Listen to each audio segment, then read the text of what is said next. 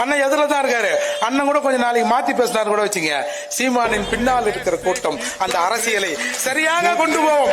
அதுதான் இவங்களுக்கு பிரச்சனையே. சொல்லி கூட ஏதாவது பண்ணலாம்னு பார்த்தா பின்னாடி இருக்கிறவன் அடங்க மாட்டான் போல இருக்குது. ஆட்சி காலத்துல பெரியார் சிலையை திமுக கொடுத்தாங்க. நல்ல ஒரு 50 வருஷமா தூங்கிக்கிட்டு இருந்தாங்க. திராவிட கொள்கை வச்சா சூப்பர், பெரியார், ஈவேரா, தமிழர் தந்தை ஆழ்ந்து தூக்கி ஒரே மிதி மிதிச்சா என்ன ஆகும்? சாமி சரணம், ஐயப்ப சரணம், அதே பெரியார் சரணம் பாருங்க, வீரமணி சரணம் பாருங்க. உங்களுக்கு உலகத்துல தலை சிறந்த பொன்மொழிகளோட தொகுப்பு வேணும்னா பெரியார் பொன்மொழிகள்ங்கிற தொகுப்பை வாங்குங்க.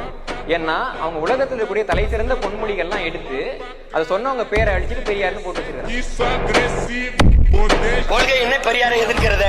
உன்னோட திராவிட சித்தாந்தத்தின் வேறது பெரியாரு வெட்டி சாய்க்கிறது. வேற ஏதாவது விளக்க வேணுமா?